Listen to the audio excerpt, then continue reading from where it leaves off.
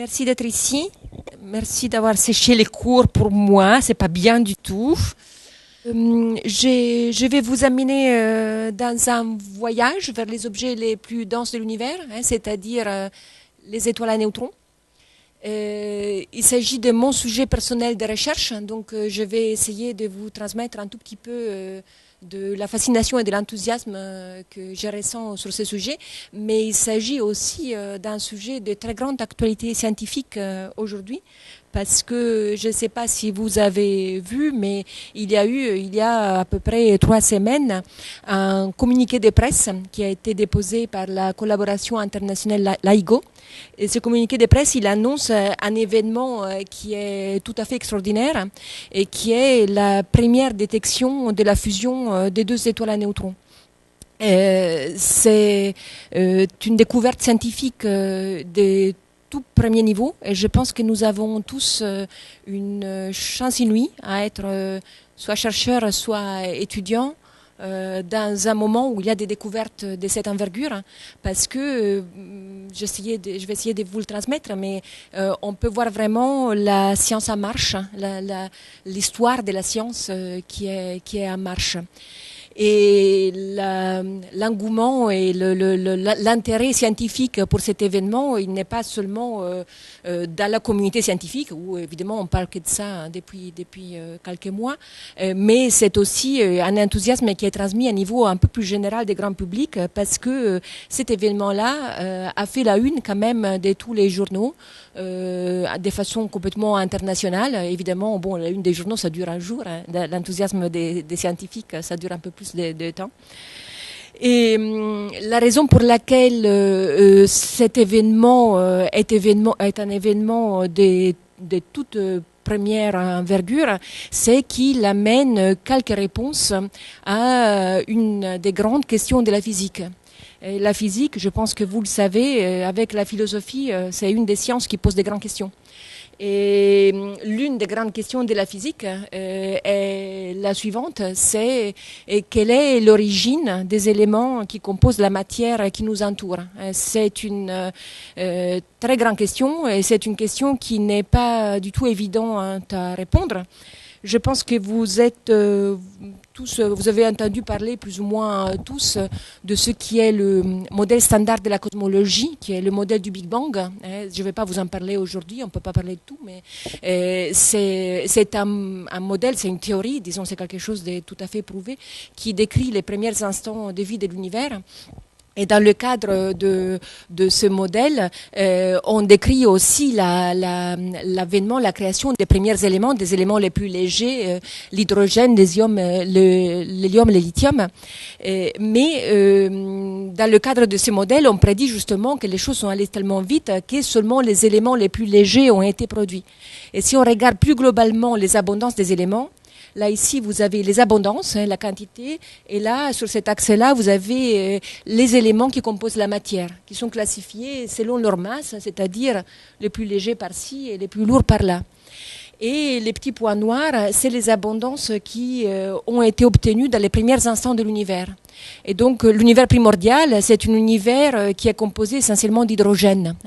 Il n'y a pas grand-chose d'autre que l'hydrogène, et pourtant aujourd'hui, ça c'est ce qui est mesuré aujourd'hui dans le système solaire et même au-delà, et il y a bien sûr bien plus que de l'hydrogène. La preuve, on est là, et on n'est pas fait que d'hydrogène nous-mêmes. Et parmi les éléments qui n'étaient pas au début de l'univers, il y a les éléments les plus intéressants pour nous, disons, c'est-à-dire il y a par exemple, ça c'est le carbone, ça c'est l'oxygène, le carbone et l'oxygène, l'azote et certains d'autres, c'est, je pense que vous le savez, les éléments qui composent les molécules organiques. Donc c'est la base de la vie. Et ça c'est le fer. Le fer, vous allez voir, c'est un ingrédient important dans notre voyage d'aujourd'hui. Ça c'est l'or, parce que bon, quand même, pour la richesse. Les métaux lourds et tout ça. Et donc tous ces éléments-là n'ont pas été générés lors des premiers instants de l'univers. Et donc la question est d'où vient-il ? D'où vient-il ? Et pour répondre à cette question, vous savez où est-ce qu'il faut regarder ? Est-ce que vous le savez ? Il faut regarder où ? Par là, par là, par là, par là. Il faut regarder vers le haut, hein. Il faut regarder vers le haut, il faut regarder dans le ciel, hein. Il faut regarder dans le ciel, tous ces éléments sont fruits des étoiles, hein. Il y a une phrase qui est très célèbre, qui est réutilisée à tort et à travers dans la presse des divulgations, qui est une phrase de Carl Sagan qui dit « Nous sommes tous faits des poussières d'étoiles ». Et cette phrase-là se rapporte au fait que, comme je vais vous expliquer, les éléments qui forment les molécules de la vie, ils sont tous synthétisés au sein des étoiles.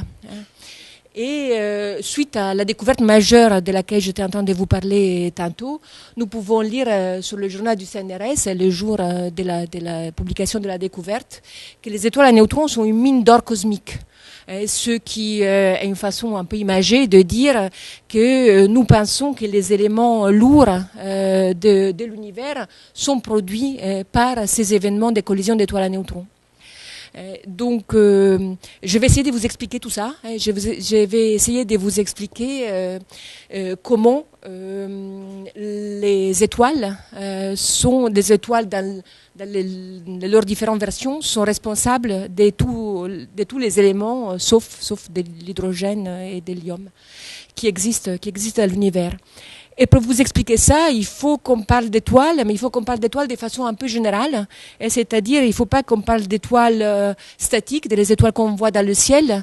Il faut qu'on parle d'étoiles dans leur cycle de vie. Parce que les étoiles, ils ne sont pas des objets éternels, hein, contrairement à l'apparence.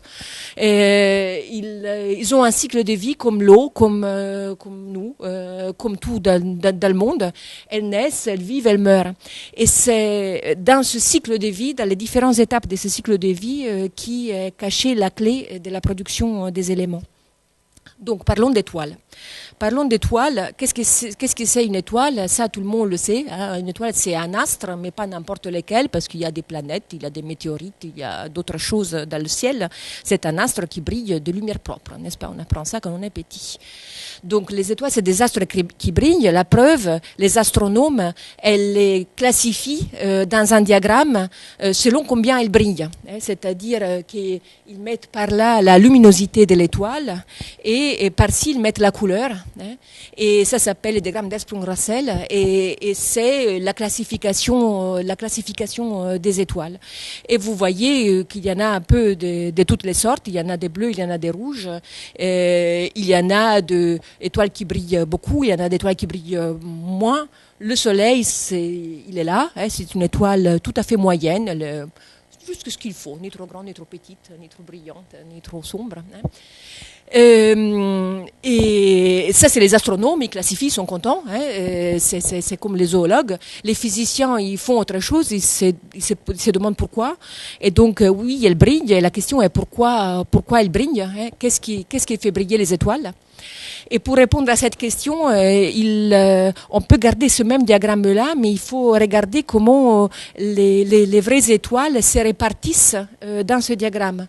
Là, ici, c'est exactement la même figure, mais au lieu qu'un petit dessin coloré, chaque point, ça représente un vrai astre, un objet mesuré. Et donc là, vous voyez que les étoiles ne sont pas réparties de façon uniforme dans ce diagramme. Et il y a bien sûr un peu par-ci, par-là, mais grosso modo, elles sont toutes sur cette ligne-là, qui correspond à cette ligne-là, et qui s'appelle la séquence principale. Ce qui veut dire que vous voyez les étoiles qui brillent beaucoup, hein, ça c'est la grande luminosité, elles sont plutôt bleues, hein, et le bleu il est par là, et les étoiles qui brillent moins, eh bien elles sont plutôt rouges. Hein, il y a une corrélation, comme on dit en science, entre la luminosité et la couleur. Et ça, c'est quelque chose que les physiciens connaissent bien, hein, parce que ils le connaissent depuis le 19e siècle. Hein, il y a une loi de la physique qui dérive de l'électromagnétisme, qui est bien connue, qui s'appelle la loi du corps noir, ce qui est un drôle de nom pour la loi qui décrit les étoiles qui brillent, mais c'est comme ça. Et donc, selon la loi du corps noir, tous les objets qui sont chauds, ils émettent du rayonnement. Donc, ils brillent. Et ça, c'est très évident dans notre expérience de tous les jours pour le feu des cheminées, pour l'acier en fusion si vous faites fondre de l'acier, n'est-ce pas, tous les jours. C'est très évident, mais c'est vrai aussi pour les chiens, ou nous-mêmes, c'est la même température, donc c'est pile poil la même chose. Nous brillons aussi. La raison pour laquelle on n'en est pas très conscient de briller autant que ça, c'est que la longueur d'onde du rayonnement, c'est-à-dire la couleur, elle dépend de la température et elle peut, oui ou non, être dans le spectre visible. Donc, pour voir le chien qui rayonne, il faut le prendre en caméra infrarouge, parce que c'est du rouge, tellement sombre que l'œil ne le reconnaît pas comme lumière. Mais c'est quand même de la lumière. Et donc, un objet qui brille, ça veut dire rien d'autre que cet objet, il est chaud. Donc, les étoiles, elles brillent car elles sont chaudes. C'est aussi simple que ça. Et ça, c'est bien, mais évidemment, ça transpose un petit peu la question un peu au-delà, c'est-à-dire que là, du coup, on se pose la question de pourquoi les étoiles sont chaudes, c'est-à-dire qu'est-ce qui produit la chaleur des étoiles. Et c'est une source de chaleur qui est une source très très importante, parce que si nous prenons juste notre soleil, qu'on a dit c'est une étoile assez moyenne, eh bien il est déjà pas mal tiède sur sa surface, ça fait 6000 degrés, mais on sait aussi que la température au centre c'est plutôt sur les 15 millions de degrés, donc c'est quand même des températures assez élevées. La puissance émise, c'est 10 à la 20 mégawatts. Une centrale électrique, c'est quoi, 1000 mégawatts, quelque chose de ce genre-là. Et on sait aussi que le Soleil, il est là depuis plus de 4 milliards d'années. Donc vous comprenez qu'il faut bien avoir une source extrêmement puissante de chaleur pour justifier que ça brille en émettant toute cette puissance pendant toute cette durée.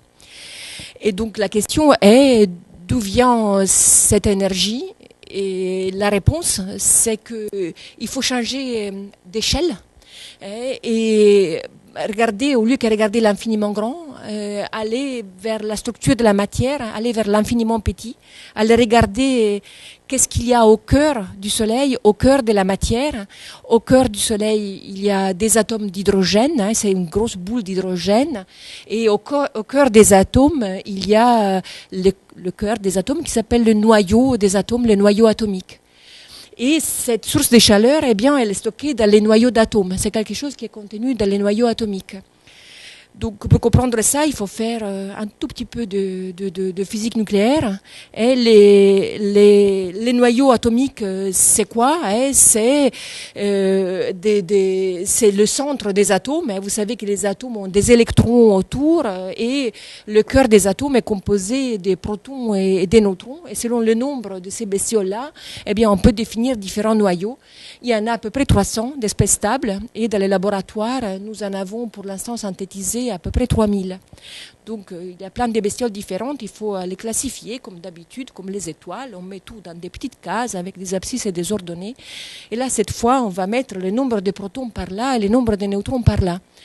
De telle façon que le noyau le plus petit, ça fait 1 et 1, 1 et 0 d'ailleurs, un seul proton, et ça c'est le noyau d'hydrogène. Donc c'est ce qui compose notre Soleil. Et par là, dans ces points-là, il y a beaucoup de protons et beaucoup de neutrons. Donc ça c'est les noyaux gros et ça c'est les noyaux petits. Et ce que vous voyez dans ce diagramme-là, qui montre tous les noyaux qui ont été synthétisés jusqu'à aujourd'hui, c'est le code des couleurs. Et le code des couleurs, ici, cette fois, ça indique ce que nous appelons l'énergie de liaison. L'énergie de liaison, ça mesure combien les constituants de ces noyaux sont liés entre eux. Parce qu'il faut bien qu'ils soient liés pour rester ensemble, sinon ils se barreraient dans l'espace. Donc les constituants de l'atome, les protons et les neutrons, eh bien ils sont liés. Et ce lien, il n'est pas le même. Et vous voyez bien que quand on est très petit ou quand on est très grand, on est plutôt dans le rouge, qui veut dire peu de liens. Et c'est ces bestioles-là au milieu qui sont les plus liés, qui sont dans le bleu, ils sont plus liés. Donc ça signifie que le lien entre les particules, en augmentant le nombre des particules, d'abord il augmente et après il diminue un peu comme ça. Et il se trouve que le maximum est autour du fer. Ce que vous allez voir, ça va être quelque chose d'important. Mais pour l'instant, on s'en fiche du fer et on revient à notre Soleil. Et notre Soleil est fait d'hydrogène. Il est fait d'hydrogène. Et donc là, vous voyez que si vous regardez cette courbe-là, et vous vous imaginez que vous pouvez mettre ensemble deux noyaux d'hydrogène, informer le noyau d'après, qui s'appelle l'hélium, dans lequel 2 plus 2 égale à 4. Si vous mettez ensemble ça, eh bien, vous allez produire quelque chose qui a plus de liens. S'il a plus de liens, ça signifie qu'il va produire de l'énergie. Et donc ça, c'est la clé de la production de l'énergie. C'est la fusion des atomes d'hydrogène, la fusion nucléaire. C'est une source extrêmement importante. Ça fait 1000 gigajoules par gramme. Évidemment, je vous ai un petit peu simplifié la question. C'est un petit peu plus compliqué que ça. En réalité, la fusion, c'est une série de réactions un peu plus compliquées. Il y a plusieurs étapes. Il y a la création d'espèces intermédiaires, il y a émission de photons, il y a émission de neutrinos. C'est des choses un petit peu plus compliquées. Mais ça correspond, vous voyez, à ces flèches noires qui vont vers le haut. Une flèche noire qui va vers le haut, ça signifie j'absorbe un proton. Donc je fusionne un proton. Et après des décroissances. Et le point final, c'est que j'étais partie avec le noyau d'hydrogène et j'arrive avec le noyau d'hélium. Donc je fusionnais l'hydrogène en hélium. Et ça, c'est l'idée globale de la fusion dans les étoiles, de la fusion nucléaire. En fusionnant l'hydrogène, on crée de l'hélium. Et là, maintenant, vous comprenez que si je plein d'hélium, je peux répéter mon petit jeu en fusionnant l'hélium pour produire quelque chose de plus grand, et ainsi de suite. Donc finalement, il y a plusieurs étapes, il y a plusieurs cycles de réaction. La fusion de l'hydrogène, c'est celle que je vous ai expliquée. Et après, on va avoir plein d'hélium et on peut mettre l'hélium en fusion et produire plein de carbone, etc.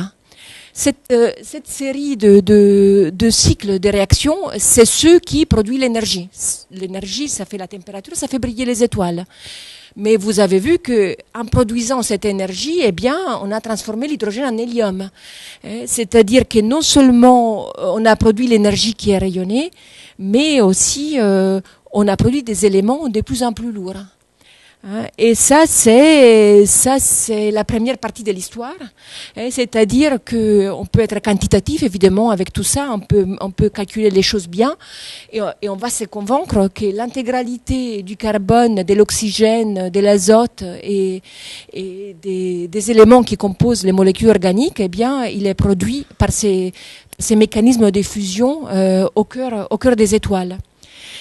Ça marche, mais ça marche pas partout, parce que si vous vous rappelez mon petit graphique qui donnait le lien entre les particules en fonction du nombre de particules, cette courbe, à un certain moment, elle s'inverse à partir du fer, ce qui signifie que une fois que j'ai du fer, je ne peux pas mettre ensemble deux noyaux de fer, faire quelque chose de lourd. Je peux, mais je perds de l'énergie. Donc je ne produis pas de l'énergie, je ne produis pas du rayonnement. Donc ça signifie que ça explique les éléments jusqu'à là, mais ça n'explique pas du tout ce qu'il y a après. Ça n'explique pas du tout ce qu'il y a après. Et donc la question est d'où viennent les éléments les plus lourds que le fer. Ils n'étaient pas là au début, dans le Big Bang. Ils ne sont pas produits par les étoiles. Pourtant, il y en a, la preuve, il y en a. Et les physiciens, vous savez, ils ont réponse à tout. Donc, il n'y a absolument aucun souci. D'où viennent les éléments les plus lourds que le fer? Les physiciens, depuis déjà une bonne trentaine d'années peut-être, ils ont trouvé une réponse. Et il suffit de donner un nom. Ça s'appelle le processus R. C'est quoi l'idée? L'idée, c'est ça. Nous avons toujours notre schéma avec les protons par là et les neutrons par là. Et les éléments sont les cases noires, d'accord? Et le fer, il est ici. Donc, on a expliqué les éléments jusqu'au fer et on se pose la question de d'où viennent tous ces éléments-là plus lourds que le fer. Et on a appris que on ne peut pas les produire, donc on voudrait monter, grimper sur le sommet de cette montagne-là. Et on a appris qu'on peut pas prendre la vallée ici de gauche, parce que la vallée ici de gauche, ça signifie augmenter les protons, fusionner des éléments en créant de plus lourds. Et ça marche seulement jusqu'au fer. Et après, ça marche plus. Donc les physiciens, ils se disent, pas de souci, on peut pas aller de gauche, on va aller de droite. Hein, donc l'idée c'est que on peut aussi créer des éléments plus lourds au lieu qu'en augmentant le nombre des protons, en augmentant le nombre des neutrons. Et l'idée c'est ça. Et si les noyaux de fer sont dans un environnement très riche en neutrons, les neutrons peuvent être capturés par ces éléments et en faisant ce petit schéma-là et donc en produisant des éléments de plus en plus lourds. Évidemment, ces éléments-là, c'est pas les éléments stables. Vous voyez, ils sont tous à droite, ils sont pleins de neutrons. Évidemment, j'ai absorbé des neutrons. C'est des éléments qui sont radioactifs, qui sont pas stables, qui vont décroître. Mais après, ensuite, une fois qu'ils ont décru, ils vont générer nos éléments. Donc l'idée, c'est un processus en 2 étapes, capture des neutrons et décroissance vers les éléments stables. Super, on a tout compris. On a tout compris, sauf que, petit blême, pour cela, il faut quoi? Il faut des noyaux de fer et il faut des neutrons. C'est les ingrédients de ça. Et le souci, c'est qu'il n'y a pas de neutrons. Il n'y a pas de neutrons dans les étoiles. Il y a des neutrons liés dans les atomes, mais il n'y a pas de neutrons comme ça libres qui se baladent pour être capturés par les éléments pour notre plaisir. Donc, le processus R, c'est quelque chose qui est connu depuis longtemps, mais la question que les astrophysiciens se sont posées depuis le départ, c'est quel est le site du processus R. C'est-à-dire, il faut trouver dans le cosmos, quelque part, un endroit où il y a plein de fer et plein de neutrons, dans les bonnes conditions, évidemment, de température, de densité, etc., pour que tout ça marche. Mais c'est pas trivial, vous comprenez, parce que le cosmos est presque vide. Il y a les étoiles qui sont faites essentiellement de hydrogène, et on n'a pas ces sources de fer et des neutrons un peu partout. Donc c'est quelque chose qui était très très débattu, et justement ces découvertes récentes qui mettent de la lumière sur le site du processus R. Donc pour vous expliquer ça, il faut qu'on continue notre voyage sur la vie des étoiles. On a regardé l'enfance, la jeunesse, la maturité, et là maintenant il faut qu'on s'adresse à la vieillesse et la mort. C'est un peu triste, mais c'est comme ça. Donc on va continuer à suivre nos étoiles, parce que c'est justement dans les phases successives que on va comprendre comment on peut avoir le processus R. Donc je vais vous expliquer un peu comment ça marche, la fin de vie d'une étoile massive. Ça, c'est un peu le même schéma que je vous ai déjà raconté, même si c'est sous une autre forme. Et ça, c'est le temps. Et donc, ça, c'est la vie de l'étoile. On a dit que l'étoile est faite d'hydrogène et qu'elle brûle cet hydrogène en transformant l'hydrogène en hélium. Et après, s'il y a encore assez de température et assez d'hélium, l'hélium, il brûle. Et ça, c'est quelque chose qui s'appelle le cycle CNO, et c'est ça qui produit justement le carbone, l'oxygène et les éléments des molécules organiques. Et après, le carbone peut brûler s'il y a encore assez de masse et assez de température, et ainsi de suite. Donc, dans les différentes étapes, on a création des éléments de plus en plus lourds. Les éléments sont plus lourds, ils tombent vers le centre de l'étoile. Donc, quand il y a, sur la fin de vie de l'étoile, quand il y a eu toutes ces étapes successives de fusion, l'étoile a une structure comme ça, un peu lourde d'oignon, où les éléments les plus lourds, ils sont plutôt au centre, et les éléments les plus légers, ils sont sur la surface. Et au tout centre, il y a le plus lourd de tous, qui est le fer. Et le fer, c'est comme, là, c'est écrit iron ash, parce que dans la cheminée, c'est les cendres, c'est ceux qui brûlent plus, d'accord? Ça ne peut plus brûler, c'est l'élément inerte. Donc cette étoile se trouve à avoir un cœur de fer.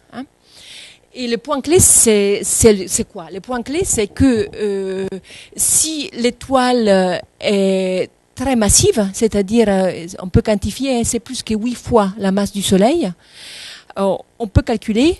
Évidemment, s'il est très massive, le cœur sera massif aussi. Et s'il y avait plein de matière au début, il y aura plein de matière aussi ici dans le centre. Et donc, il se trouve que s'il est au-delà d'une certaine masse limite, la masse du cœur de fer, il va dépasser une limite qu'on peut calculer, limite au-dessus de laquelle la gravité, il n'y a plus rien qui peut s'opposer à la gravité. Et un objet qui est trop massif, étant donné que la gravité est une force attractive, et vous savez, c'est la force qui nous attire vers le centre de la Terre, donc l'objet, il ne peut plus résister à la gravité, il s'effondre sur lui-même. Donc si l'étoile est très massive, le cœur de fer, il va dépasser cette masse limite et il va s'effondrer sur lui-même. Et ce phénomène-là, d'effondrement du cœur de fer, ça s'appelle un événement de supernova. L'événement de supernova, je vous le réécris ici avec un petit peu plus quantitatif, un petit peu moins cartoon, avec des petits nombres qui sont représentatifs un peu sur quelque chose de réaliste. C'est-à-dire, on va prendre une masse qui est 15 fois la masse de notre Soleil, juste pour donner un ordre de grandeur. Quand les différentes étapes de fusion sont terminées et il y a le cœur de fer, notre étoile fait 600 millions de kilomètres, d'accord, essentiellement d'hydrogène évidemment. Et le cœur de fer, il fait 3000 kilomètres de diamètre. Ce cœur de fer, il s'effondre, ça va super vite, moins d'une seconde. Et ce qui va se passer, c'est que il va y avoir cette implosion. Et dans cette implosion, il y a deux choses importantes qui se passent. La première chose importante, c'est que comme la matière s'effondre sur elle-même, c'est les atomes eux-mêmes qui s'effondrent sur eux-mêmes. Les atomes, vous vous rappelez, ils ont des électrons autour et des protons au centre. Si la matière s'effondre, les électrons ils vont tomber sur les protons. C'est-à-dire qu'il va pouvoir y avoir cette réaction-là, ça s'appelle la réaction des captures électroniques. Excusez-moi, je ne vous l'ai pas traduite. Donc les protons, les électrons, ils tombent sur les protons et ça transforme les protons dans un neutron. Ah, des neutrons. Tiens. Et donc ça, c'est la première chose qui se passe. La deuxième chose qui se passe, c'est que comme la matière, elle s'effondre, elle va arriver à un niveau de densité tel que les forces en jeu ne sont plus les forces de gravitation, ce sont les forces nucléaires qui sont extrêmement puissantes et répulsives. Donc ça veut dire que cette matière, ça va rebondir sur elle-même. Il va y avoir une onde de choc qui se génère et ça va faire une explosion. Donc le cœur de fer, il va rester au centre comme objet extrêmement compact avec plein de neutrons, et il va y avoir de la matière, de l'énergie, surtout des neutrinos, qui vont être éjectés dans l'espace. Et ça, c'est ce qu'on appelle un événement de supernova, effondrement de cœur. Et c'est l'événement le plus violent de l'univers après le Big Bang. Alors vous allez me dire, tu gaves un peu avec tes cartoons, c'est tout fait à la main comme ça par un élève de CP, est-ce que c'est vraiment ce qui se passe pour de vrai, Donc ça, c'est des petites dessins des théoriciens, mais c'est bien plus que des dessins des théoriciens, c'est des choses qui sont absolument observées d'un point de vue observationnel. Donc c'est évidemment des événements qui, tout au moins jusqu'à très récemment, étaient assez rares, mais qui quand même on a vu de façon très claire. On les a vus à partir de 182 après Jésus-Christ, donc c'est pour vous dire. Et c'est seulement dans les années récentes, c'est-à-dire à partir de 2005, avec les instruments modernes, où maintenant on fait vraiment des recherches systématiques. On peut scanner l'espace de façon systématique et on met en évidence des supernovas chaque année. Là maintenant, on est à peu près à 1 millier de supernovas qui ont été comptabilisées et classifiées évidemment dans des jolis schémas avec des abscisses et des ordonnées. Et on estime qu'il y en a à peu près une explosion de supernovas tous les 50 ans dans notre galaxie, pour vous donner un ordre d'idée. Là, je ne vais pas vous raconter toute l'histoire, je vais vous en parler juste d'une, la plus célèbre supernova. La plus célèbre, tout moi, c'est ma préférée parce que je l'ai connue. Donc, SN 1987A, comme son nom l'indique, il a explosé, il a été observé en 1987. Moi, j'avais votre âge. je vous ai dit l'âge que j'ai. Donc je m'en rappelle quand même. Et c'était justement un événement de la même sorte de celui qu'on est en train de vivre aujourd'hui. C'était un événement absolument extraordinaire. Et ça a été quelque chose qui a vraiment changé. Il y a eu un avant et un après SN 1987. Pourquoi? Parce que c'est la première supernova qui a été observée avec des instruments de mesure modernes, quantitatifs. Donc c'est pas simplement un télescope, on regarde, oh tiens, il y a de la lumière, mais c'est des mesures quantitatives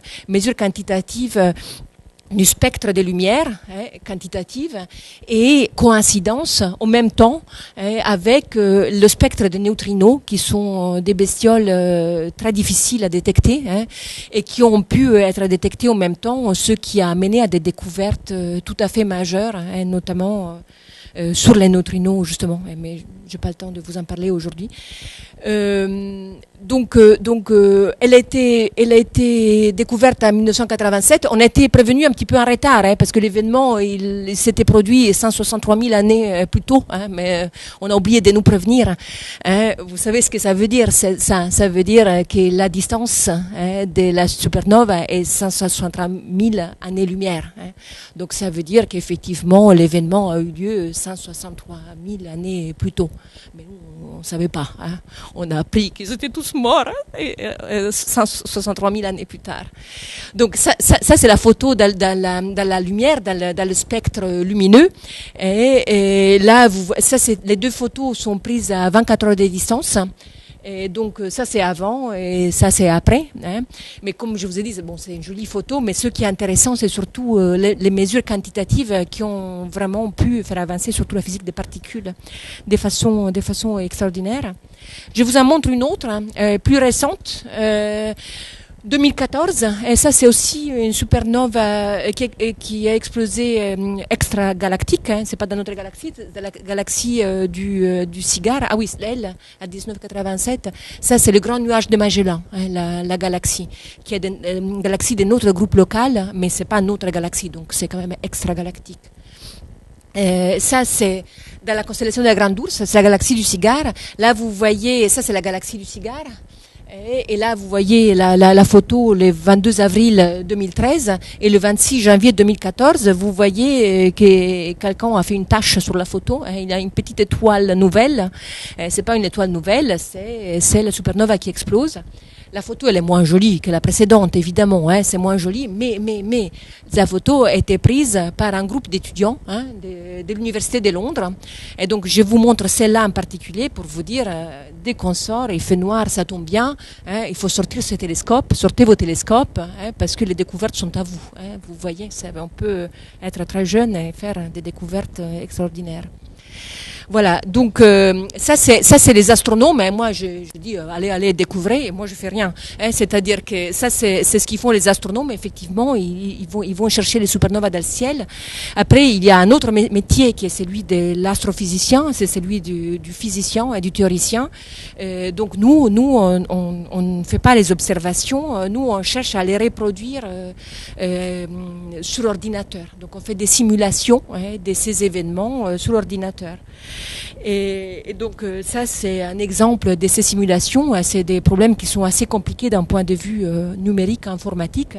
C'est des problèmes multi-échelles. Je peux pas vous donner trop de détails sur ça, mais tout ce que je veux vous dire, c'est le fait que ce qu'on connaît sur les supernovas, c'est l'ensemble des informations des observations et des simulations numériques. C'est l'ensemble de ces choses-là qui nous permet d'avoir une image qui est quand même assez complète sur les événements. Par exemple, on sait que la lumière qu'on voit, qui est pourtant extraordinaire, parce que vous voyez qu'à 163 000 années-lumière, on peut voir des images de ce genre-là. Donc cette lumière-là, elle ne constitue que de 0,1% de l'énergie totale qui est émise lors de l'explosion, parce que la plupart de l'énergie est complètement invisible, c'est sous forme de neutrinos. Les neutrinos sont très difficiles à détecter, donc ils nous passent à travers sans laisser trace. L'autre chose qu'on peut voir, c'est qu'on peut calculer cette énergie à partir de ces simulations et on découvre que la luminosité totale, c'est-à-dire l'énergie dégagée pendant un mois, eh bien, elle est tout à fait comparable à la luminosité totale de notre galaxie. Donc, un événement de supernova, ça fait la même luminosité qu'une galaxie tout entière. Voilà, on pourrait en parler encore beaucoup, mais j'ai envie d'aller au dernier chapitre de notre découverte des éléments, c'est-à-dire aller vers les étoiles à neutrons. Donc, on va reprendre notre supernova. Ça c'est une vraie image, un rayon X d'une supernova. Et là, vous voyez au centre, il y a un point lumineux. Et c'est lumineux à un X. X, c'est ce qu'il y a après l'ultraviolet. Donc c'est un truc qui est vachement violet. Donc tellement violet qu'on n'arrive pas à le voir. Donc un peu plus énergétique que la lumière du visible, mais pas beaucoup. Donc ce point central, c'est quoi? Et vous vous rappelez que l'explosion, elle a eu lieu à cause du fait qu'il y avait une grosse boule de fer qui s'est effondrée sur elle-même parce qu'elle était trop massive. Et donc cette implosion a donné lieu à la transmission de l'onde de choc, mais la matière, elle est quand même restée dedans. C'est l'énergie qui a été émise, mais la matière, elle est restée dedans. Et cette matière, c'était donc c'est le résidu de ce noyau de fer. Et je vous ai dit que dans cet effondrement, comme les électrons sont tombés sur les protons, et bien il y a plein de neutrons qui se sont formés. Donc la matière qui reste au centre, c'est un objet très particulier parce que c'est un objet qui a une surface qui est solide, c'est du fer, et dedans c'est un système qui est fait de neutrons. Et ça s'appelle une étoile à neutrons. Là, ça, c'est encore une fois une image schématique. C'est pas comme ça que les étoiles à neutrons ont été découvertes. C'est-à-dire que on voit des images X comme ça à l'intérieur des nébuleuses. On a vu depuis des années des points lumineux en X, mais les gens n'avaient pas compris que c'était des étoiles à neutrons. Ils pensaient que c'était des étoiles. La découverte des étoiles à neutrons n'a pas été faite en X. Maintenant qu'on sait qu'elles sont là, effectivement, on a aussi des spectres X. Mais la découverte des étoiles à neutrons, elle a été faite dans une autre longueur d'onde, toujours par le rayonnement qui est émis. Je vous rappelle toujours, c'est des objets qui ne sont pas froids, donc ils ont une certaine température et donc ils rayonnent, comme les chiens, comme l'acier en fusion. Tout le monde qui est chaud rayonne. Mais selon la température, ils rayonnent avec des longueurs d'onde différentes. Et donc les étoiles à neutrons ont été découvertes dans l'émission radio. Dans l'émission radio, c'est les longueurs d'onde les plus élevées, c'est-à-dire que c'est encore plus rouge du rouge. Et cette découverte, c'est Jocelyn Bell et Anthony Hewish. Elle, c'est Jocelyn Bell, c'était sa thèse de doctorat, d'accord. Le prix Nobel, ils l'ont donné à son directeur de thèse et elle même pas. C'est pas juste. Mais donc les filles, il faut défendre, d'accord. En tout cas, la découverte, ça c'est les radiotélescopes, et la découverte de Jocelyn Bell et Anthony Hewish dans leur radiotélescope, ils ont trouvé un signal comme ça. Ça fait peur, Voilà. Donc un signal, ça c'est un signal radio, est vraiment poussé, très régulier, comme ça. Et ils ne savaient pas du tout ce que c'était. Et tant que la découverte, elle a été publiée sous ce nom de code-là, LGM1. C'est vraiment le papier original, ça s'appelle LGM1. Et LGM, ça veut dire Little Green Man, pour de vrai. Ça veut dire ça parce que il y avait vraiment la question, est-ce que c'est un signal extraterrestre? Un signal comme ça, on pensait que ça pouvait être un message des extraterrestres. On s'est rendu compte, mais c'était sérieux, on s'est rendu compte que c'était pas le cas parce qu'il y en avait trop. Alors, qu'il y ait des extraterrestres partout, dans toutes les directions de l'espace, et qui tous ils fassent poum, poum, poum, poum, ça faisait un peu bizarre. Mais au début, si vous voulez, il y avait cette idée-là. Et là maintenant, la question est pourquoi les étoiles à neutrons ils font poum poum poum, d'accord. On a dit que elles rayonnent parce qu'elles sont chaudes. Et donc là, des pulses radio, c'est pas un rayonnement continu, c'est pas la même chose. Maintenant, on sait pourquoi, et l'explication est celle-ci. Les étoiles à neutrons, comme tous les corps célestes, elles tournent, parce qu'ils ont toujours un moment cinétique, elles tournent toujours. Donc ils ont un axe de rotation, cet axe-là. Et les étoiles à neutrons, comme tous les corps célestes, ont aussi des champs magnétiques, parce qu'il y a quand même des charges dedans qui tournent, donc ça crée des champs magnétiques. Et je vais vous le dire après, mais les étoiles à neutrons ont des champs magnétiques absolument extraordinaires. C'est les plus grands champs magnétiques du cosmos. Et la direction du champ magnétique n'a aucune raison d'être parallèle à la direction de l'axe de rotation. Donc ça fait toujours un angle. Ça veut dire quoi? Ça veut dire que l'étoile, elle émet du rayonnement, parce qu'elle est chaude, mais ce rayonnement, il sort dans un cône, parce qu'il suit les lignes du champ magnétique. Il sort dans ce cône-là, et l'étoile, elle tourne. L'étoile, elle tourne, et donc vous voyez le cône de lumière, il tourne avec l'étoile. C'est exactement comme un phare, les phares vraiment qu'il y a sur la mer. Quand le cône de lumière, il arrive dans la direction de la Terre, le signal arrive, et donc le signal, il arrive à chaque tour de l'étoile. Et donc, ça fait des pulses. Et donc, la pulsation, la période de la pulsation, le temps entre deux signaux successifs, c'est le temps de rotation de l'étoile. Et donc, du coup, c'est la chose qu'on peut mesurer. Là, à cette époque-là, c'était le plus qu'on a entendu, c'était des pulses du type 1 par seconde à peu près. Depuis, on a découvert plein d'autres. Et par exemple, ça fait un peu peur. Mais c'est toujours des pulses. Je vais vous épargner, mais on va l'arrêter. Ça, c'est le signal qui correspond à ça. Et vous voyez, c'est l'amplitude du signal en fonction du temps et c'est beaucoup plus serré. Vous voyez, c'est beaucoup plus fréquent. Ça s'appelle une pulsar milliseconde. C'est celle qui tourne le plus vite. Parce que le plus, c'est vraiment la vitesse de rotation. C'est celle qui tourne le plus vite. Et donc là, maintenant, on en connaît plein des pulsars comme ça, d'étoiles à neutrons. Évidemment, on classifie avec un bel axe des abscisses et un bel axe d'ordonnée. Et cette fois, on va mettre la période ici à droite. Et donc la période, ça veut dire le temps qui passe pour faire un tour, chaque tour. Et on va mettre ici en ordonnée la variation dans le temps de cette période. Si l'étoile accélère ou décélère. Si la période est constante, ça fait 0, sinon s'il accélère ou s'il décélère. L'étoile de Jocelyn Bell, elle était par là. Pendant très longtemps, on pensait qu'elles étaient toutes pareilles, les pulsars. Qu'ils avaient toutes la même période et la même variation des périodes très faibles. Là maintenant, on en connaît beaucoup plus et on sait qu'il y a toute une zoologie aussi d'étoiles à neutrons. Dans cette région-là du diagramme, il y a des étoiles qui tournent très lentement, mais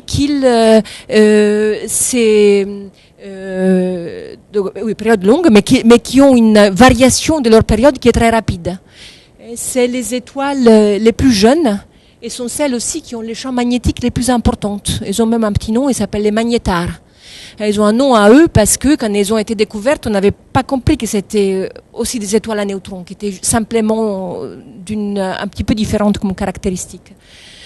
Là, ici en bas, c'est des étoiles, au contraire, qui sont des horloges cosmiques très précis parce qu'ils ont une variation de la période minuscule. Elles sont très, très, très constantes et ils vont super vite. C'est les pulsars millisecondes que je vous ai montré tantôt. Et on pense qu'il s'agit des pulsars très anciennes. On pense que ça, c'est un peu le temps, quoi. Des pulsars très anciennes qui sont réaccélérées par une étoile compagnon. Si une étoile à neutrons, si un pulsar est isolé, elle tourne et au cours du temps, comme elle perd de la radiation en tournant, parce qu'elle émet du rayonnement, le rayonnement c'est de l'énergie, donc elle va se refroidir un peu, donc elle va tourner de plus en plus lentement. Donc pour une étoile toute seule, la chose naturelle c'est de ralentir. Ralentir, ça veut dire augmenter la période. Donc ça veut dire dans le temps faire un chemin un peu comme ça. Champ magnétique constant, aller selon une ligne comme ça. Donc ça signifie qu'à un certain moment, elle va avoir une période tellement longue qu'on n'arrive plus à la détecter. Ça, c'est cette ligne qui s'appelle la mort. Elles ne meurent pas, les étoiles à neutrons, ne pleurez pas. Elles ne meurent pas, elles sont éternelles. Mais, c'est bien. Mais à un certain moment, on arrive simplement, elles sont muettes. Mais c'est triste quand même. Elles sont muettes. Elles peuvent plus, on n'arrive plus à percevoir le signal de leur rayonnement. Mais après, voilà, quand ils sont dans des systèmes binaires, s'ils sont dans un couple d'étoiles, ils peuvent être réaccélérés par l'étoile compagnon et là, du coup, hop, réémerger dans le spectre qui est mesurable, qui est donné par cette ligne théorique pointillée par là. Voilà, donc ça c'est un peu une image générale de ce qu'on observe, donc ce qu'on connaît. Et ces étoiles à neutrons sont des objets qui sont absolument extraordinaires. Ils ont des propriétés extrêmes de plein de points de vue. Déjà, sont les objets les plus denses de l'univers. Si je vous dis que leur masse volumique est de 10 à la 14 grammes par centimètre cube, vous me dites qu'est-ce que j'en sais, qu'est-ce que je m'en fiche d'ailleurs. Mais si je cherche de vous dire un peu à quoi ça correspond, si je vous dis qu'on prend la Lune et on s'imagine qu'elle a la même densité qu'une étoile à neutrons, et cette Lune-là, elle tient dans un cube de sucre que vous mettez dans votre café. Voilà. Donc ça, c'est la densité des étoiles à neutrons. C'est dû à l'implosion, vous vous rappelez, l'implosion du noyau de fer. Ensuite, c'est les objets qui tournent le plus vite, c'est ces étoiles, ces pulsars millisecondes qui vont très très vite. Pour les étoiles qui tournent le plus vite, 716 Hz, ça correspond, si on fait une petite règle de 3, à une vitesse de rotation à l'équateur qui est un quart de la vitesse de la lumière. Ça donne le tournis. Et vous imaginez comme ils sont courts les journées de cours avec les journées de vacances aussi, donc ça vaut pas trop la peine. Les étoiles bougent aussi des mouvements translationnels, vous le savez, ils ne font pas que tourner sur elles-mêmes, elles bougent, d'ailleurs elles tendent à s'éloigner plutôt de nous. On mesure les vitesses de ces étoiles. Dans notre galaxie, l'astre le plus rapide, il bouge avec 1083 km par seconde. Je n'ai pas besoin de vous dire qui est ce champion des vitesses. C'est Usain Bolt du cosmos, c'est évidemment une étoile à neutrons, évidemment. Les champs magnétiques les plus intenses sont ceux des étoiles à neutrons. Et celles qui ont un champ magnétique, ça se mesure de la radiation, de la variation de la période. Les magnétars ont un champ magnétique à la surface de 10 à la 14 Gauss et probablement plus important à l'intérieur. Le champ magnétique terrestre, c'est de l'ordre du Gauss, d'accord. Donc c'est des champs magnétiques qui sont très grands et c'est des objets qui sont très intéressants pour les théoriciens, pour les physiciens théoriciens, parce que c'est des laboratoires de physique des particules élémentaires. C'est des objets à cause de leur densité extrême. C'est des objets dans lesquels on peut étudier les neutrinos. C'est le seul endroit, après le Big Bang, où les neutrinos sont bloqués dans la matière, ne voyagent pas librement.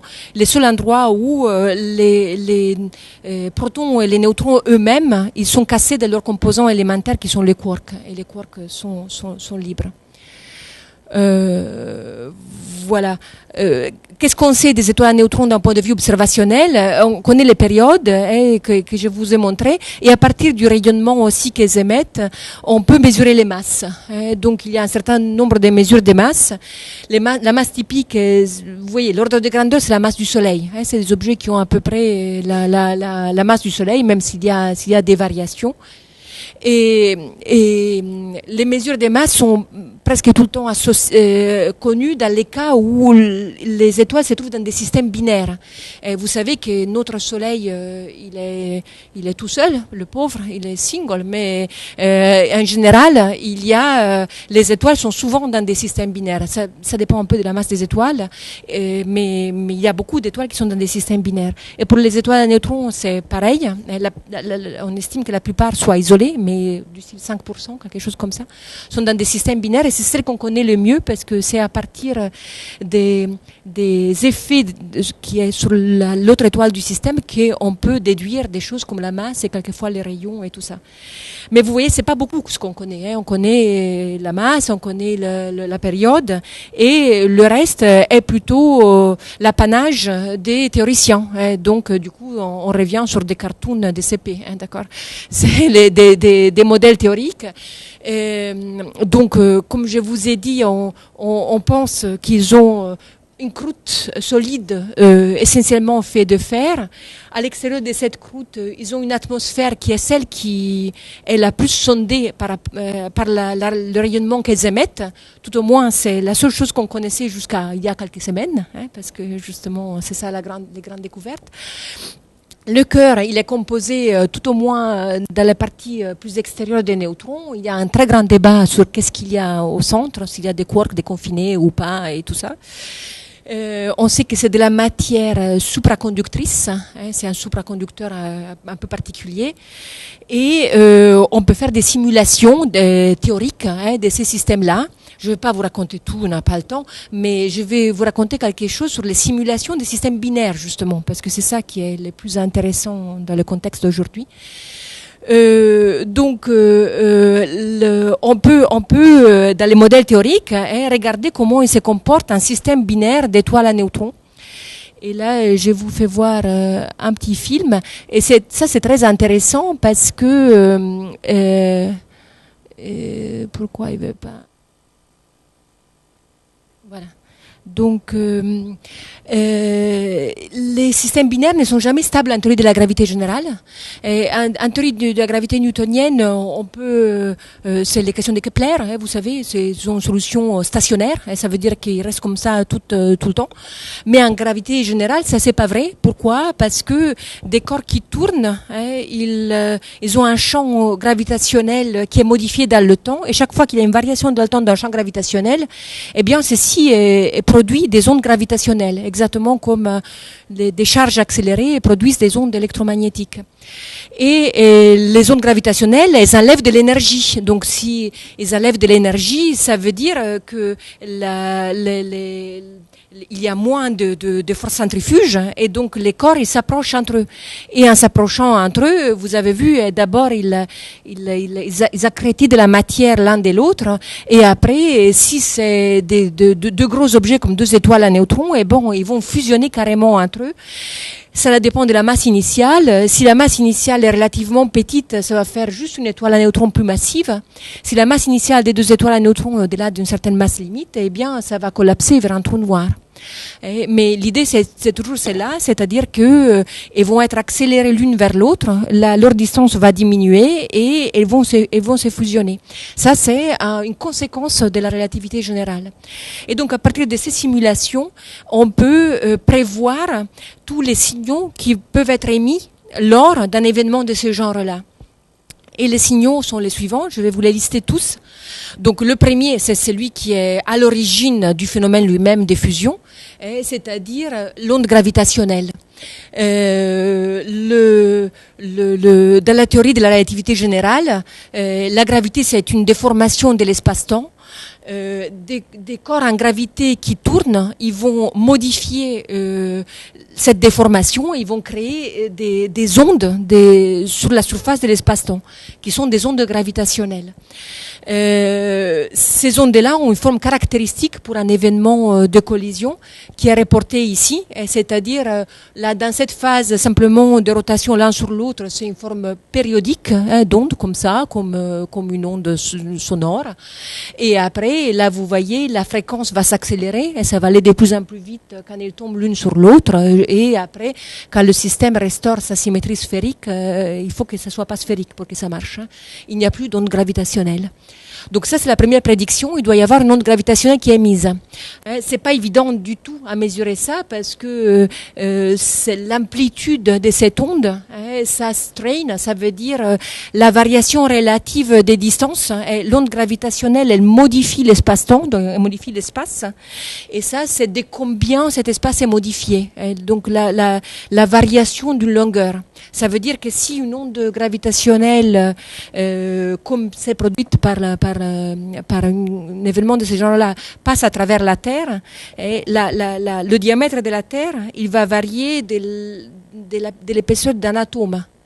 Donc c'est un peu petit, et quand même, ça ne se voit pas. C'est pour ça que, bien qu'Einstein a prédit ça en 1917, on les a découverts seulement maintenant. Donc c'est un signal qui est tout petit, mais qui est prévu. Deuxième signal qui est prévu, Si le système binaire, là dans le film que je vous ai montré, c'était 2 étoiles à neutrons, mais on peut avoir une étoile à neutrons avec une étoile compagne différente. Ici, c'est une naine blanche, qui est un autre type d'étoile de laquelle je vous ai pas parlé. Et si c'est mais qui est moins massive, parce que c'est facile, il y a que les étoiles à neutrons qui sont si lourdingues que ça.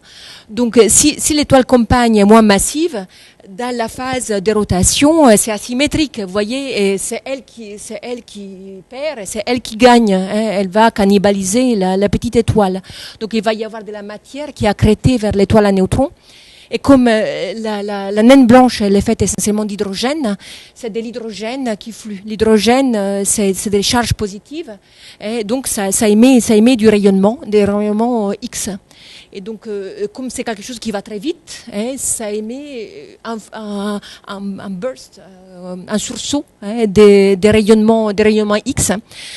Et ces gros pics de rayonnement X, c'est des choses qui sont mesurées dans plein d'endroits dans l'espace. Mais on ne sait pas trop qui les cause, évidemment. Donc il y a plein de théories sur ça. Et donc là, l'idée, les prédictions, c'est que tout au moins certaines de ces émissions X, elles peuvent être dues à un système, à une petite étoile qui est en train de se faire cannibaliser par une étoile à neutrons. Autre prédiction, 2 étoiles à neutrons entre eux, comme le film que je vous ai montré. Et dans les films que je vous ai montrés, vous avez vu, quand on arrive vraiment sur la fusion, et juste avant la fusion, il y a cette grande émission de lumière que vous avez vue dans le film. Et donc c'est un peu la même chose que pour la petite étoile cannibalisée, sauf que c'est quelque chose de plus violent. Donc c'est toujours un sursaut de rayonnement, mais dans une fréquence plus élevée. Et gamma, ça veut dire encore plus violet que le X, qui était encore plus violet que l'ultraviolet, hein, donc à énergie plus élevée. Donc pareil, là il y a ces gamma ray bursts et les gens discutent beaucoup sur quelle est l'origine de ces bursts. Et donc une prédiction, la prédiction théorique, c'est que ça peut venir de là. Autre chose, notre bien-aimé processus R, on l'a laissé de côté pendant un instant, mais vous vous rappelez, l'idée c'était ça, pour avoir les éléments lourds, il fallait avoir des réactions de capture successive des neutrons à partir des noyaux de fer. Eh bien, où est-ce qu'on a des neutrons et du fer? L'étoile à neutrons, elle a un extérieur de fer et un intérieur de neutrons. Si les 2 étoiles collisionnent, eh bien évidemment, on va avoir les noyaux de fer qui sont baignés dans un flux de neutrons qui est extraordinairement important. Donc on peut se dire que peut-être on a trouvé le site du processus R, que le processus R il peut avoir lieu là. Et dans les simulations, comme le film que je vous ai montré, on peut calculer ça. C'est-à-dire qu'on peut calculer les taux de réaction de ces absorptions des neutrons et voir qu'est-ce que ça produit comme élément. Et donc ça, c'est ce que je vais vous montrer dans ce petit film. Je vous explique avant de le faire partir. Donc ça, c'est toujours les noyaux, nombre de protons ici, nombre de neutrons là. Et donc, la couleur, ça signifie l'abondance. Donc, ça veut dire que quand c'est rouge, c'est-à-dire qu'il y a plein de noyaux qui ont ce nombre de neutrons et ce nombre de protons. Donc, notre fer, par exemple, il est justement par là. D'accord. Et là, les éléments plus lourds sont par là. Et donc, on va voir au cours du temps, tout le long de cette trajectoire de fusion des 2 étoiles à neutrons. Et au cours du temps, là, ça va avoir la température, ça va être la densité des neutrons. Et on va avoir les abondances des éléments qui sont produites. Donc, ce que vous voyez, c'est que on capture les neutrons. Et donc, vous voyez, comme on capture les neutrons, vous voyez, on monte l'escalier et on produit des éléments des plus en plus riches en neutrons. Et ils sont tous coincés là sur ce bord parce que ça, c'est le maximum des neutrons qu'un noyau peut avoir. Et donc, ils sont tous coincés là. Et après, ils restent pas là. Vous voyez, sur des temps qui sont un peu plus longs, parce que là, maintenant, les secondes, c'est plus des millisecondes, mais c'est des secondes. La population, elle va vers là parce qu'ils sont en train de décroître vers les éléments stables. Et c'est ce qu'on prédit. Et là, vous voyez, là, c'est des temps qui sont beaucoup plus longs. Donc, c'est un processus super rapide, et quelques millisecondes de capture, et un processus beaucoup plus lent de décroissance. Et donc, ça, c'est un joli film plein de couleurs, mais évidemment, on peut calculer combien les abondances Et donc ça, c'est les abondances. Et ça, c'est le résultat de la simulation, d'une simulation typique. Il y en a des tonnes, hein, c'est pas qu'il y ait une seule. Et ça, c'est les abondances mesurées dans le système solaire. Et donc, vous voyez que les éléments lourds, hein, ça colle assez bien. C'est-à-dire qu'ils peuvent tous être produits dans des événements de ce genre-là. Prédiction théorique, encore une fois. Hein. Prédiction théorique. Finalement, dernière prédiction théorique, ce phénomène-là qui s'appelle kilonova. Kilonova, c'est un peu comme supernova, mais un petit peu moins super. C'est moyennement super. Ça, c'est quoi? C'est toujours cette synthèse des éléments. On a dit qu'on synthétise des éléments radioactifs, hein, et que les éléments radioactifs, ils décroissent. En décroissant, ils émettent de l'énergie. Hein, et cette énergie, c'est du rayonnement, encore une fois. Et si on calcule la quantité, la longueur d'onde, c'est-à-dire la valeur énergétique, eh bien, ça rentre dans le visible. Donc, ça fait un flash de lumière. Hein, un flash de lumière comme la supernova, mais moins important. Donc, ça, c'est nos étoiles à neutrons. Là, dans ce dessin, ils sont en train de fusionner dans un trou noir. Ça, c'est au moment de la fusion, ça, c'est le sursaut de rayonnement gamma, hein, qui est dû à la violence de l'événement de fusion.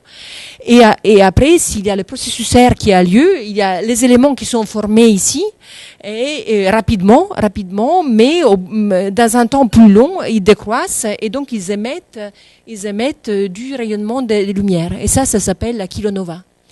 Donc, c'est tout cet ensemble de prédictions, et la chose vraiment extraordinaire, c'est que tout cet ensemble de prédictions est confirmé par l'observation. C'est pour ça que c'est un événement qui est vraiment tout à fait extraordinaire. Pas toutes avant-hier, pas toutes les 16 octobre, évidemment c'est une séquence des choses, mais tout ce que je vous ai raconté est confirmé par l'expérience. On va commencer quand même un peu loin, en 93.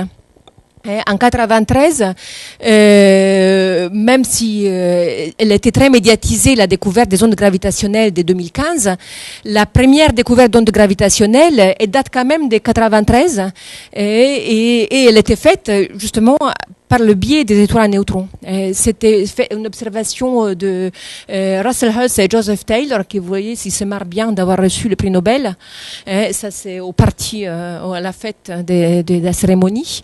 Et eux, ce qu'ils ont, ils ont mesuré, ont été les premiers à mesurer une binaire d'étoiles à neutrons, justement, et de mesurer la période de rotation de cette étoile à neutrons dans une binaire. Et ce qu'ils ont mesuré au cours du temps, vous voyez, c'est la variation de la période. Donc, et ça s'est réduit. Donc, ça veut dire que la période s'est rétrécie. Ça veut dire que ça va de plus en plus vite. C'est ce que vous avez vu dans le film. Hein. Et c'est ce que je vous ai dit, c'est l'effet de la gravité générale. C'est parce que ils perdent des ondes gravitationnelles, et donc du coup, ils ont moins d'énergie, et donc du coup, ils se rapprochent. Et donc, ça, c'est les mesures des périodes. Et au cours de, vous voyez, c'est une grosse observation, c'est 25 ans d'observation. Et ça colle parfaitement bien avec les prédictions de la relativité générale. Donc, c'était une preuve des ondes gravitationnelles, mais en direct, parce qu'on n'a pas vu l'onde. On a vu l'effet de l'onde sur la réduction de la période. L'onde elle-même, elle a été observée pour la première fois en 2015. Et c'est le prix Nobel de cette année. Le prix Nobel aux théoriciens et aux expérimentateurs, les gens qui ont envisagé l'appareil qui a mesuré ces ondes gravitationnelles, qui est un interféromètre. Il y a eu 3 interféromètres, 2 aux États-Unis et 1 en Europe. Et la chose exceptionnelle, c'est que justement l'observation a été faite en même temps, en coïncidence avec les 3 instruments de façon cohérente. Et donc ça, c'est le signal de l'onde gravitationnelle. Vous reconnaissez la forme que je vous ai montrée avant.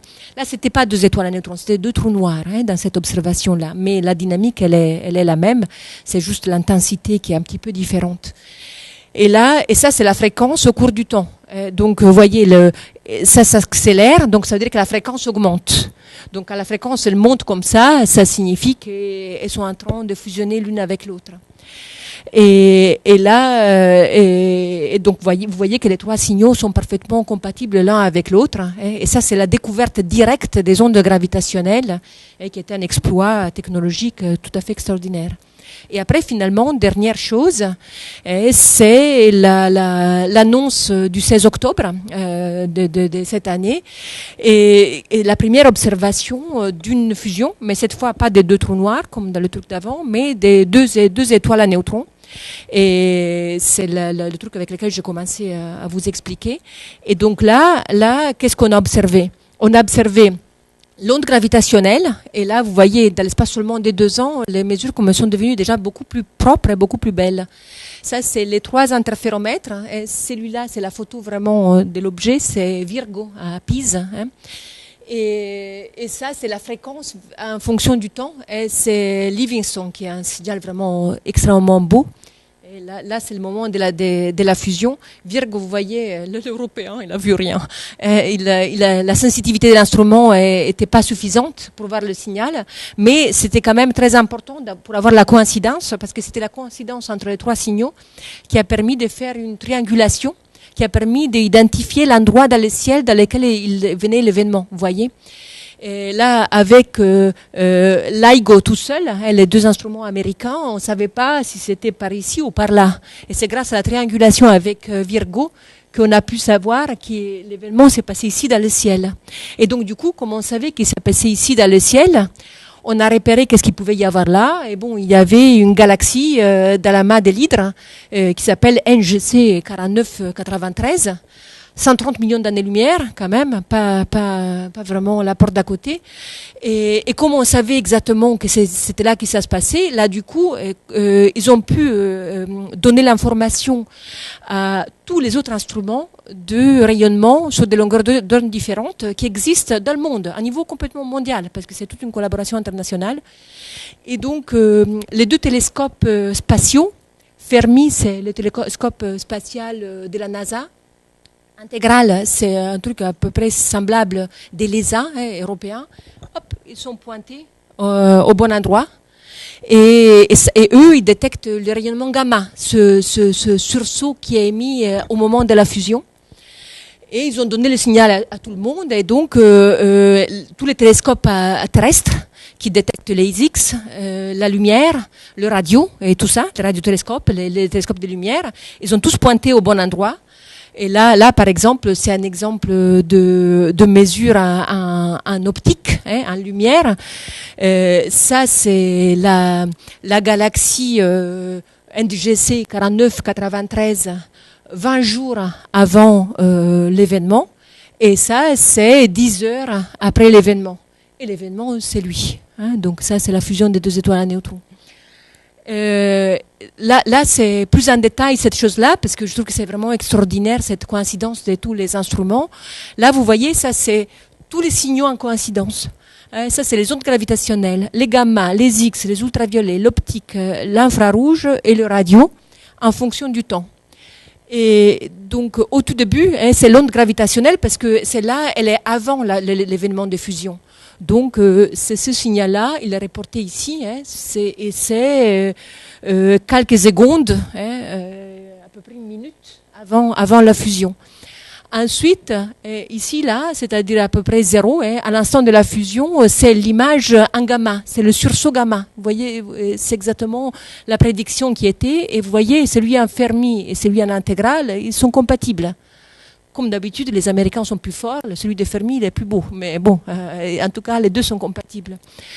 Et ensuite, vous voyez, plus tard, beaucoup plus tard, c'est-à-dire quelques heures plus tard, on commence à voir le signal optique. Plein d'instruments différents, partout dans le monde. Et tous ont eu un signal compatible entre eux. Et qui commence à quelques heures plus tard et il s'arrête quelques jours plus tard. Et ça, c'est le signal optique. Ça, c'est un exemple de quelques-uns des instruments qui ont reçu le signal optique. Et ça, c'est le signal.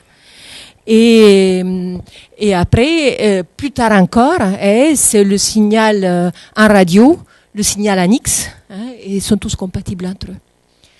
Donc, en ce qui concerne le signal optique, c'est la kilonova. Vous savez, c'est ça qu'on avait prédit en optique. Et donc là, comme il y a eu tous ces instruments qui ont mesuré, on a pu faire des spectres en fonction du temps. Et chaque couleur, c'est un temps différent. Ça, c'est la moitié d'un jour, 2 jours, jusqu'à 8 jours après la fusion. Et ça, c'est le flux d'énergie. Et ça, c'est la longueur d'onde, et la couleur, la longueur d'onde. Et donc là, vous voyez qu'on a une mesure au cours du temps du spectre des lumières qui est émis et qui devient de plus en plus vers les grandes longueurs d'onde, c'est-à-dire de plus en plus froid, va du bleu vers le rouge, et a une intensité aussi qui diminue parce que, évidemment, c'est quelque chose qui se réduit. Ce signal-là, c'est quoi? C'est la décroissance des éléments radioactifs. C'est les éléments lourds qui ont été formés et qui sont en train de décroître. Et comme on a tout le spectre, vous voyez, on peut mesurer les choses de façon hyper quantitative. On peut faire la luminosité, la température, les rayons de la source qui émet ça. Et à partir notamment de la luminosité, on peut déduire combien de matière a décru, a fait la décroissance, et donc combien de matière a été produit, combien d'éléments lourds ont été produits. Et donc là, on a pu mesurer qu'il y a 0,5 de la masse du Soleil qui a été produit en éléments lourds. D'où l'idée, une mine d'or cosmique. Tout l'or qui a été produit, vous vous rendez compte. On va prendre notre roquette, on va aller sur l'étoile à neutrons, ramasser l'or. Voilà, donc je suis beaucoup trop longue, je suis désolée. J'aurais voulu être bref pour pouvoir échanger un peu avec vous. Ça, c'est tout ce que je voulais vous raconter. J'essayais de vous raconter un petit peu l'origine des éléments à partir des étoiles, de la vie des étoiles et de la mort des étoiles. Et si vous avez des questions, elles sont toutes les bienvenues. Merci.